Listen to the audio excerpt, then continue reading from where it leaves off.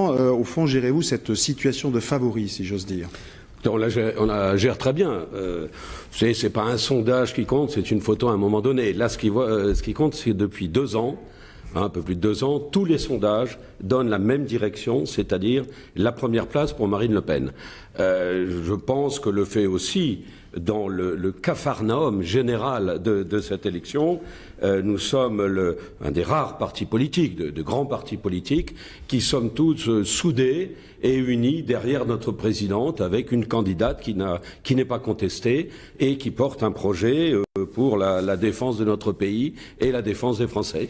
Alors, Sébastien Laborde, vous êtes soutien de Mélenchon.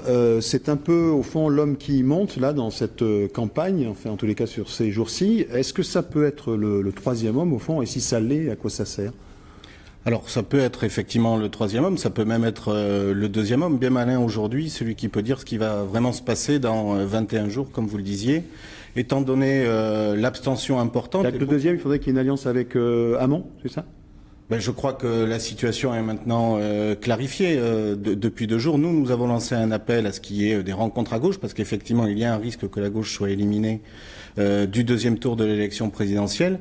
Mais on sent une véritable dynamique autour de la candidature de Jean-Luc Mélenchon et qui s'est accrue depuis maintenant 2 semaines, où on sent que des personnes, des hommes et des femmes de gauche se tournent à nouveau d'abord vers cette élection de laquelle beaucoup ne voyaient pas très bien ce qui pouvait sortir de bon. On sent avec la dynamique autour de Jean-Luc Mélenchon se réveiller le peuple de gauche. Et c'est une très bonne nouvelle.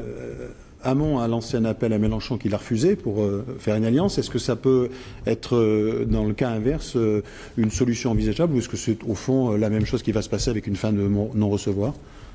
D'abord, Hamon a proposé à Jean-Luc Mélenchon de se rallier derrière Benoît Hamon, ce qui pose plusieurs questions, et notamment on voit bien aujourd'hui dans les sondages et aussi sur le terrain que la dynamique n'est pas forcément derrière Benoît Hamon aujourd'hui. Donc on ne comprend pas trop pourquoi il faudrait se rallier derrière le candidat. Mais ce qui n'était pas le cas avant, vous ne l'aviez pas fait non plus, si c'était le...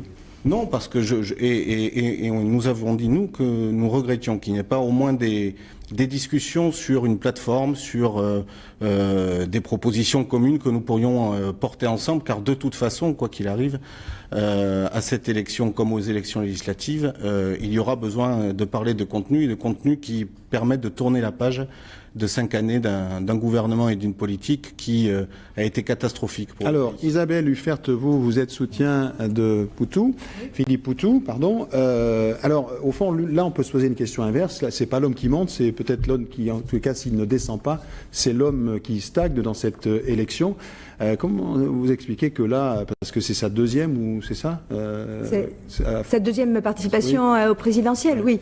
Bah, ce qu'on explique, d'abord, Philippe Poutou, il est là pour faire entendre la colère du monde du travail, la révolte de toute une partie de la population.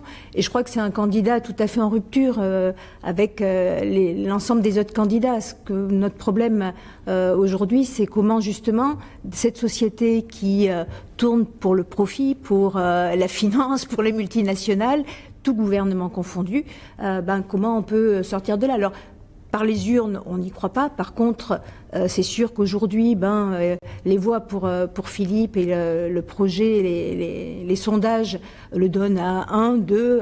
On verra bien ce que ça donnera, parce que les choses sont pas finies et la campagne fait que commencer, en particulier pour Philippe Poutou.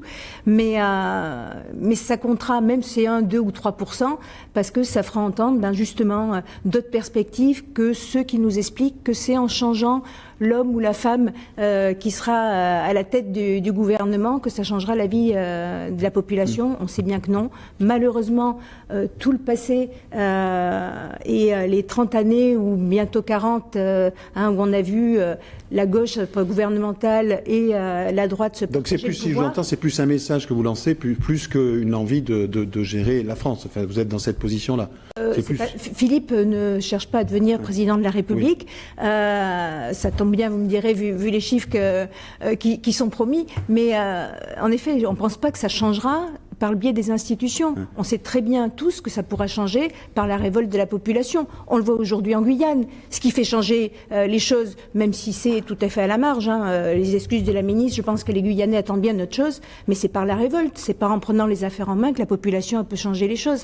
Et la campagne, et ce que dira Philippe, ça servira à ça, et les votes pour Philippe Poutou, ils serviront à dire ça, et je crois que c'est extrêmement important que justement il soit le plus haut possible. Alors, puisque vous parliez de révolte populaire, je crois qu'au fond, tous les trois, vous revendiquez la défense des classes populaires, des classes ouvrières. Et j'ai cette question, au fond, parce que c'est l'ADN de vos propres partis. Et cet ADN, il semblerait qu'elle soit partie maintenant au Front National, puisque 40%, si on en croit les sondages, 40% du vote ouvrier se porte vers le Front National. Alors, est-ce que c'est un échec pour vous, et comment vous l'expliquez, Sébastien Laborde? 40% du vote ouvrier, des ouvriers qui votent, parce que la réalité, c'est qu'aujourd'hui, beaucoup d'ouvriers et de salariés et de catégories populaires, aujourd'hui, se détournent complètement du fait politique et des élections, parce qu'ils ne voient pas ce qui peut sortir de bon pour eux des élections, et pas plus dans le vote Front National que dans le vote d'autres organisations politiques. Je crois qu'il y a besoin aujourd'hui de s'adresser à la population et notamment aux catégories populaires à nouveau, et la gauche doit le faire. Ce qu'elle a effectivement peu fait ces dernières années, ou en tout cas notamment le Parti socialiste qui s'est beaucoup détourné des catégories populaires, et notamment au travers de la politique qu'il a menée depuis 5 ans. Nous, ce que nous disons aujourd'hui, c'est qu'il y a besoin de redonner du pouvoir d'achat aux catégories populaires, notamment de revaloriser le SMIC, les petites retraites, de permettre au fond à des hommes et des femmes qui n'ont que leur force de travail pour vivre, de pouvoir vivre et de vivre bien de leur travail. Et c'est le sens de la candidature de Jean-Luc Mélenchon et du projet de société qu'il porte dans cette élection. Alors justement, Jacques Colombier, je le disais, ces classes populaires, une partie, alors on va dire une partie, sont chez vous. Comment, au fond, qu'est-ce qui explique ce transfert? Vous les flattez, vous faites des promesses? Donc il y a une raison très simple. Les gens se rendent compte que la gauche, ils pensaient que la gauche pouvait défendre les intérêts, comme vous dites, des travailleurs, des salariés, et il n'en a rien été. La gauche est devenue un parti de notables, de syndicats d'intérêt, du reste comme la droite, et, disons le mot, se contrefiche complètement du peuple. Deuxièmement, la gauche, même les candidats, enfin les représentants des candidats qui sont sur ce plateau, ne remettent pas en question totalement l'Europe comme nous le faisons. Car tout le monde se rend compte aujourd'hui que l'Europe est un carcan.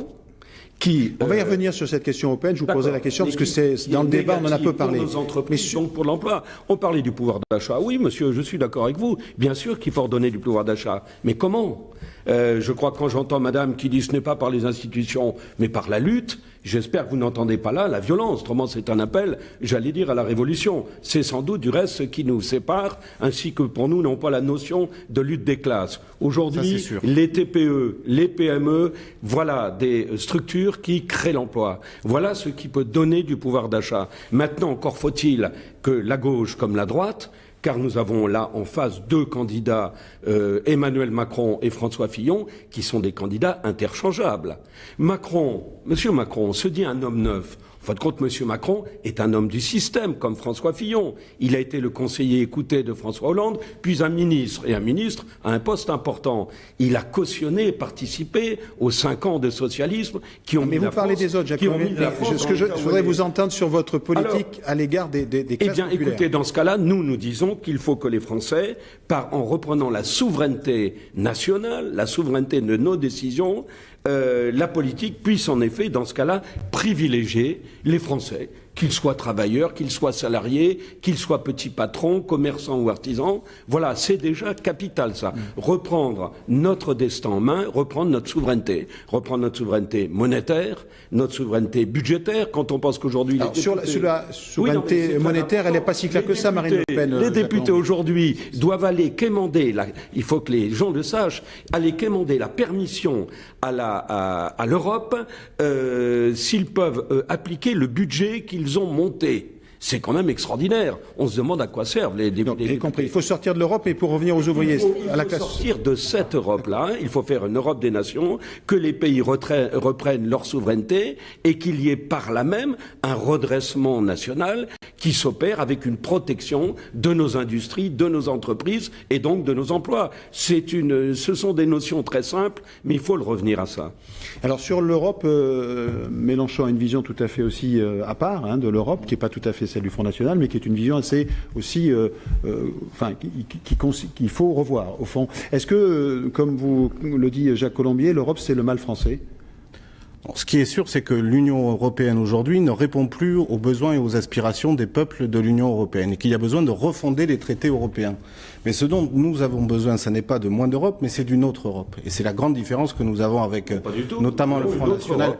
Mais nous voulons une autre Europe, tout simplement. Oui, mais sauf que vous n'expliquez pas exactement ce que ça veut dire, parce que reprendre une souveraineté monétaire, revenir à une Europe des nations, c'est très joli, ce sont de belles phrases, mais concrètement, qu'est-ce que ça veut dire? Quand on voit la difficulté aujourd'hui, qu'ont les Britanniques à sortir des traités de l'Union, nous pensons qu'il y a besoin, au niveau de l'Union européenne, de plus de politique, et nous avons des alliés partout en Europe pour permettre de réécrire les traités européens de manière à ce qu'ils favorisent à nouveau le développement social, le développement économique et les intérêts effectivement du monde du travail, notamment au travers aussi de la défense des services publics, ce dont vous ne parlez jamais, Monsieur Colombier.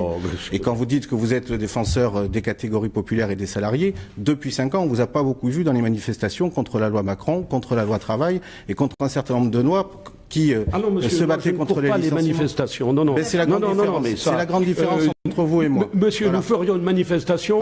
Madame qui refuse de me serrer la main ne viendrait comme vous sans doute pas en disant on va pas se mêler avec le Front National. Donc je crois que la question ne se pose pas de savoir si nous viendrions à des manifestations du Front National en faveur des salariés, ça n'existe pas. A rejoint Marine Le Pen et aujourd'hui on se rend compte que dans l'éducation nationale et dans les fonctionnaires, de plus en plus rejoignent le Front National.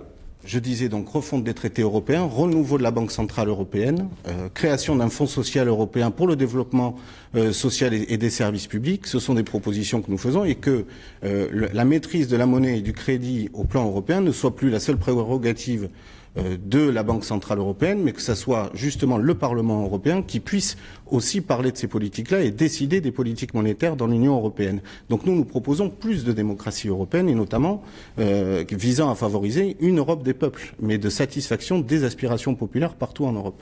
Un mot sur cette question européenne, Isabelle Huffert. Le NPA, c'est pas forcément son domaine de prédilection. Si, bien sûr qu'on discute de l'Europe et on se pense, nous, en ouvriers, en citoyens européens. Alors, moi, je comprends tout à fait le rejet de cette Europe du fric, des profits et de l'oppression et de l'exploitation qui est très largement partagée. Par contre, je pense que c'est pas l'Europe qui est responsable. Et nos ennemis, c'est pas l'Europe, c'est surtout pas les peuples européens. Nos ennemis, c'est la finance, ça a déjà été dit, Ça a déjà été dit, mais c'est très concret. Ça a été dit par des amis de la finance, tout à fait, qui sont pas à une déclaration démagogique près comme beaucoup d'autres. Et nos ennemis, ils ont des noms bien français. C'est Bernard Arnault, c'est Draghi, c'est toute la liste, là, les 39 milliardaires français, qui ont été publiés par le magazine Forbes. Ils sont bien de chez nous. C'est les Dassault, c'est ces gens-là aujourd'hui qui dirigent la société, qui dirigent le pays, et qui eux n'ont aucun problème avec les frontières. Et notre problème à nous, nos intérêts à nous, ce sont des intérêts les mêmes que l'ensemble des populations. Et parmi nos ennemis, il y a aussi tous ceux qui flattent le nationalisme, le patriotisme et la xénophobie et qui encouragent le racisme et en particulier là, les idées d'extrême droite qui sont portées dans cette élection, entre autres, parce qu'il n'y a pas qu'elle, par Madame Le Pen. Sur cette question, Jacques Colombier, des multinationales, Madame citait Bernard Arnault, etc., ces grandes compagnies, qu'est-ce que vous faites? Vous les taxez un peu plus? Puisque vous êtes pour une... Non, mais ça s'appelle tout simplement le mondialisme. Alors moi, je ne suis pas contre les patrons et pour l'ouvrier. ou inversement, c'est idiot. Nous sommes, je le disais, nous n'avons pas comme notion la lutte des classes. Nous pensons que tout le monde est dans la même barque aujourd'hui. Et aujourd'hui, le clivage n'est pas entre la droite et la gauche, mais entre les partisans du mondialisme et les partisans du patriotisme. Les candidats acquis au mondialisme, Fillon, Macron et compagnie, sont des gens qui déjà ne croient plus à la notion de nation. Et déjà vous disent, ben non, c'est l'Europe et bientôt ce sera le monde. Et puis tout le monde sera heureux. On se rend compte, bien entendu, aujourd'hui, qu'il n'en est rien. C'est ça, le véritable clivage. Et ce qui est intéressant, c'est que le 7 mai, au soir du deuxième tour, eh bien, les Français vont, cette fois-ci, avoir un véritable choix. Soit le candidat ou un des deux candidats interchangeables, Macron-Fillon, qui, je le rappelle, vont faire la même politique, grosso modo, que la politique de François Hollande des 5 dernières années, et puis une candidate qui porte un projet totalement différent, un projet de défense de la nation, du peuple, des entreprises, des emplois, pour la lutte contre une insécurité, contre le communautarisme, c'est-à-dire tous les mots qui ont explosé depuis, grosso modo, déjà l'avènement de Nicolas Sarkozy. Mais la politique était suivie depuis les 30 Jacques dernières Colombier, années. vous parlez de candidats interchangeables, vous avez souvent utilisé cette formule de UMPS. Si Marine Le Pen est élue président de la République, il va bien falloir qu'elle gouverne, qu'elle trouve une majorité. Cette majorité, il va bien falloir la trouver quelque part. On dit souvent que vous n'avez pas de réserve de voix au second tour, ça c'est pour la présidentielle, mais vous n'avez pas beaucoup de réserves pour la législative. Avec qui vous allez gouverner Eh bien écoutez, j'allais dire, si déjà Marine Le Pen est, comme nous le pensons, nous le souhaitons du moins, élue, ça veut dire qu'il y a déjà une majorité populaire qui la suit. Donc il y aura à ce moment-là, vous le savez, des élections législatives qui vont suivre dans les 4 à 5 semaines après le deuxième tour, et dans ce cas-là, un certain nombre de députés Front National ou du Rassemblement National, il y aura des souverainistes, et puis des gens de tous bords qui peuvent venir aussi bien de la gauche comme de la droite, mais qui ont avant tout, et ça nous sommes tout à fait d'accord, nous leur ouvrons les bras, qui a avant tout l'amour de la nation et l'amour de la France. Et à partir de là, les choses se feront, j'allais dire, naturellement.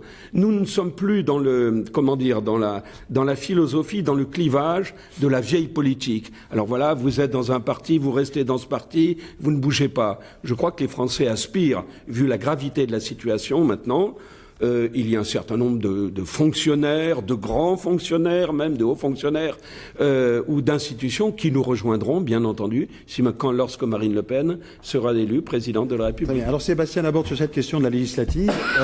Il va bien falloir la poser. D'abord, est-ce que vous êtes pour le front républicain au second tour pour faire barrage de Marine Le Pen ? Nous ferons tout pour empêcher Marine Le Pen d'être présidente de la République. Y compris si Macron est là au second tour.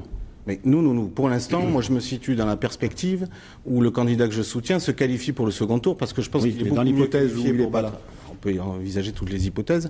Moi j'ai toujours fait barrage au Front National parce que je pense qu'effectivement la candidature de Marine Le Pen est une candidature dangereuse pour notre pays. Dangereuse parce que les propositions que fait M. Colombier, d'ailleurs je remarque qu'il ne s'attaque pas du tout au monde de la finance dans les propositions qu'il fait, alors qu'on voit 80 milliards d'euros d'évasion fiscale, des bénéfices colossaux réalisés par les grandes entreprises du CAC 40, 26 milliards d'euros dégagés par les grandes banques et notamment 5 milliards d'euros, comme on l'a vu cette semaine, par les banques françaises. Mais vous ne pourrez pas le faire, vous, monsieur. Vous dites comme ça, on va s'attaquer aux grands patrons. Nous sommes pour la liberté d'entreprise et la liberté de marché. Pour autant... Je fais des propositions. Je sais que ça vous dérange un peu. Ah mais moi ça me dérange pas du tout. Écoutez monsieur, si ça nous dérangeait tant que cela, 40% en effet du monde ouvrier ne rejoindrait pas le Front National. Je n'ai pas d'inquiétude pour ça. Mais si madame, monsieur Colombier. Par contre, il y a une notion de détail. Parce qu'une millionnaire... Je voudrais juste pour que ça soit plus clair, parce que sinon on va s'y perdre. C'est pas un programme de la lutte contre le Front National. J'aimerais que vous ayez contre la lutte contre le chômage ou la pauvreté. Voilà de véritables programmes. On va revenir au propos de Sébastien Laborde sur cette question de la législative. Ça vous dérange un peu de contradiction, hein, mais il va falloir quand même que vous continuiez monsieur, monsieur, depuis 30 ans de la contradiction, j'en ai plein les plateaux, monsieur, alors, et même les médias, vous voyez, alors, non, n'ayez pas d'inquiétude. Juste pour se projeter un peu sur cette législative, je vais vous donner la parole ensuite, Madame Huffert. On a le sentiment que finalement les électeurs vont être confrontés à des choix un peu cornéliens ou parfois un peu désemparants. Oui. Vous me parliez de Macron, les socialistes. Macron, on voit qu'il y a des transfuges en ce moment, avant même l'élection législative, de socialistes qui vont rejoindre le camp de Macron. Il y a une sorte de brouillage de messages à gauche qui fait qu'on a le sentiment qu'on peut s'y perdre. Vous le partagez, ce sentiment, Sébastien Laborde ? Moi, je pense qu'il existe aujourd'hui une majorité dans ce pays, et notamment une majorité de gauche, pour porter au pouvoir et élire à l'Assemblée nationale des députés qui portent un projet qui tourne le dos aux politiques d'austérité qui ont été menées durant les 5 dernières années, mais aussi précédemment sous le gouvernement de Nicolas Sarkozy. Donc nous, notre volonté, mais depuis des mois, et que nous répétons, c'est que nous pensons qu'il est possible de travailler au rassemblement de toutes les forces anti-austérité pour proposer une majorité, un pacte pour une majorité nouvelle dans ce pays. Oui, parce que, alors Madame Uffert, on peut se demander où va passer au fond le message de gauche si, comme les sondages le montrent, on est un duel Macron-Le Pen au deuxième tour, avec une recomposition du paysage politique comme elle semble se dessiner. On en parlait il y a un instant. On a le sentiment que les voix de gauche vont se marginaliser de plus en plus après cette élection. Après, je ne sais pas, je crois qu'après l'élection, ce qui se posera de toute façon, c'est sur le terrain social, c'est ce que je disais tout à l'heure, à travers les luttes, parce que quel que soit le gouvernement qui va sortir et le président qui va sortir de ces élections, tout le monde nous promet du sang et des larmes, c'est clair. Et la candidate du Front National, qui ne manque pas de culot de se prétendre anti-système, parce que je pense que s'il y a bien une famille qui n'est pas anti-système, c'est la famille Le Pen, ça se saurait. Et M. Colombier, je ne crois pas que vous soyez beaucoup plus anti-système que qui que ce soit. Vous rappelez vous-même vos années de mandat. On ne promet pas de raser gratis. Quel que soit le gouvernement qui sortira des urnes, ça va être une politique encore plus libérale, encore plus anti-ouvrière, et tout le monde nous promet la remise en cause de la retraite, tout le monde nous promet encore plus de licenciements, encore plus de profits d'un côté, encore plus de difficultés pour les classes populaires. Et je pense que la gauche, comme vous dites, moi je crois que ces mots-là, ils sont malheureusement fort dévoyés, pas chez les militants, mais les politiques qu'on nous a prétendues de gauche. On a vu ce qu'elles ont donné depuis 30 ans. Moi je crois que le problème aujourd'hui, c'est le camp des opprimés, la grande majorité de la population. Et bien comment on se rassemble, mais sur le terrain des luttes, en effet, pour que les mobilisations, comme celle qu'il y a eu au printemps dernier, elles puissent aboutir et changer la situation. Parce qu'il n'y a pas d'autre solution. On sait très bien, les uns et les autres, que ça pourra changer que si on se mobilise, que si on crée un rapport de force et que si on remet en question la société telle qu'elle est, réellement le système, mais pas le système tel qu'on nous raconte. Vous êtes un peu en retard, Sébastien Laborde. Justement, sur cette question de la recomposition du paysage politique qui semble se recentrer sur Macron, on peut dire les choses telles qu'on le souhaite, mais en tous les cas, c'est ce qui semble se dessiner. Est-ce que vous ne pensez pas qu'au fond, les Français, ils veulent plus de ce clivage droite-gauche et qu'ils veulent des majorités de projets? Ça, on verra quand même le soir du premier tour de l'élection. Moi, ce que je constate avec les soutiens qu'engrange Emmanuel Macron, c'est que ce sont toutes des personnalités qui ont été au pouvoir ces 20 dernières années. Donc lui aussi se présente comme un candidat anti-système. Quand on engrange le soutien de Manuel Valls, qu'il a d'ailleurs accueilli, pas franchement à bras ouverts, précédemment de Lanoé, de Jean Arthuis, de Perben, des personnalités de gauche et de droite du Parti Socialiste plus précisément, et de l'UMP, de l'ex-UMP, qui ont été au pouvoir ces dernières années. Et quand on regarde le programme d'Emmanuel Macron, c'est la continuation de la politique qui a été menée depuis 5 ans. D'ailleurs, il en a été un des acteurs principaux. Cela dit, on est effectivement dans un moment de recomposition politique. Et je crois qu'il y a besoin dans ce moment de recomposition politique de refonder la gauche et de refonder un espoir pour la population qui ne peut se traduire que par l'émergence d'une force et d'un mouvement à gauche qui permettent justement d'enrayer les politiques d'austérité dont le Front National et Monsieur Colombier sont aussi des fervents défenseurs. Alors, pour être équitable tout à fait, il nous reste 1 minute 30. Je vais vous laisser 30 secondes chacun, pas plus, pour conclure. Jacques Colombier. Écoutez, moi je dis simplement aux électeurs, si vous voulez que ça change, si M. Macron, c'est une usine de recyclage de la gauche et puis de certains apports du centre, si l'on veut que ça change, si l'on veut tourner le dos à une Europe carcan, eh bien qu'ils viennent au meeting que tiendra Marine Le Pen cet après-midi à 15h au Parc des Expositions, meeting public et gratuit. Message passé. On va donner la parole à Isabelle Uffert.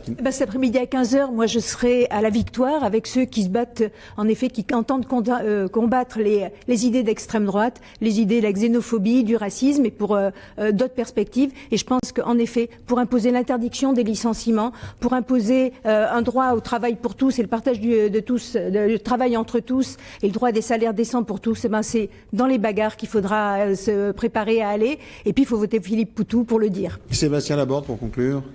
La Ve République est aujourd'hui à bout de souffle et il y a besoin d'une Sixième République qui donne des droits nouveaux pour les citoyens, que ce soit dans leur vie de tous les jours, pour les salariés au travail, qui puissent affronter aussi les plans qui leur sont proposés de licenciement, mais aussi pour les citoyens et les usagers des services publics. Il y a besoin de tourner la page des politiques d'austérité et notamment en relançant une politique d'augmentation des salaires, des pensions, des retraites et de développement des services publics. Merci en tout cas à tous les trois d'avoir participé à ce débat. Restez avec nous. Dans un instant, vous avez rendez-vous avec le journal de la mi-journée. Merci de votre fidélité. Bon après-midi sur France 3. Et puis la deuxième partie de Dimanche en politique après le journal de la mi-journée. Merci.